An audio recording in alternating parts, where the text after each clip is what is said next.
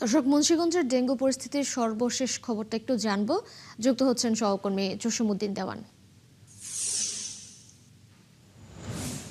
জসিম, মুন্সিগঞ্জে বর্তমানে ডেঙ্গু পরিস্থিতি কেমন দেখতে পাচ্ছেন একটু জানাবেন, এবং আক্রান্তরা সঠিকভাবে চিকিৎসা পাচ্ছেন কিনা, আর ডেঙ্গু প্রতিকারে কি কি ব্যবস্থা নেওয়া হচ্ছে?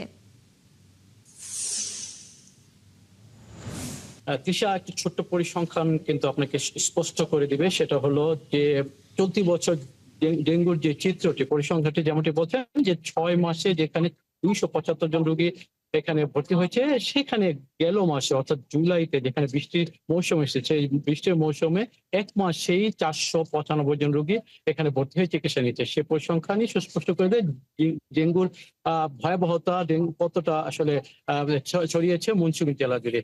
সেক্ষেত্রে আসলে এই ময়মনসিংহ জেলা যেহেতু আসন দিতে পারছে না, বিশেষ করে এই হাসপাতালে যখন আসন দিতে পারছে না, তখন কিন্তু ডেঙ্গু রোগী এবং ভিন্ন রোগীদের একসাথে রাখা হচ্ছে, 15তে রাখা হচ্ছেই।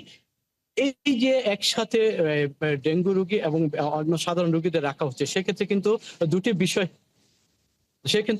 দুটি বিষয় এখানে কাজ করে। একটি বিষয় হলো যে এখানে যদি অন্যান্য রোগীদের সাথে যদি ডেঙ্গু রোগীদের রাখা হয়, সর্বপ্রথম যে বিষয়টা হয়, ডেঙ্গু রোগীদের একটি ঝুঁকি থেকে যায়। ঝুঁকি থেকে যায়, সেই ঝুঁকিতে বলা যায় যে এই ডেঙ্গু রোগীরা অন্যান্য রোগীদের শ্বাসকষ্ট রোগীদের সাথে যদি থাকে, তাহলে তাদের মধ্যে একটা ঝুঁকি থেকে যায়।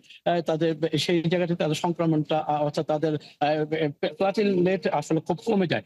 পাশাপাশি অন্যান্য রোগীরা যদি ডেঙ্গু রোগীদের সাথে থাকে, সেক্ষেত্রে যদি এডিস মশা সেই ডেঙ্গু রোগীকে যদি কামড় বসিয়ে দেয়, তবে সেই এডিস মশাটা কিন্তু সাধারণ রোগীর মধ্যে যখন যায়, তখন কিন্তু আবার তার মধ্যে ডেঙ্গু বিস্তার করার সম্ভাবনা থাকে।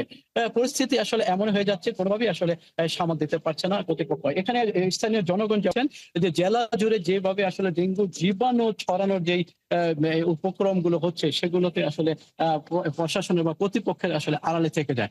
কর্তৃপক্ষের আড়ালে থেকে গেলে আসলে কোনোভাবেই ডেঙ্গুর নিরাময় সঠিকভাবে করা যাবে না। কিন্তু এখানে সচেতনতার কথা বলছে কর্তৃপক্ষ, কিন্তু সচেতনতা বোধটা আসলে সর্বসাধারণের মধ্যে যেমন অসচেতনতা বোধ রয়েছে, তেমনি কর্তৃপক্ষ আসলে এই বিষয়গুলো খুব বেশি দেখভাল করছে এমনটা বলা যাচ্ছে না। আমরা হাসপাতালের ভিতরে এবং বাহিরে যে চিত্রগুলো দেখতে পাচ্ছি, একটু যদি আমরা দেখাই, এটা হলো একদম হাসপাতালের একেবারে অভিমুখে, যেমনটি দেখতে পাচ্ছেন এভাবে পানি জমে থাকে, এভাবে আরো বিস্তর আকারে পানি জমে থাকে পুরো হাসপাতাল প্রাঙ্গণের চারদিক। এবার পানি জমে থাকলে আপনি তো নিশ্চয়ই জানেন যে পানি জমে থাকলে সেখান থেকে ডেঙ্গুর লাভা উৎপন্ন হয়, এবং বৃষ্টির পানিতে লাভা তৈরি হয়, এবং সেখান থেকে ডেঙ্গু ছড়িয়ে পড়ে।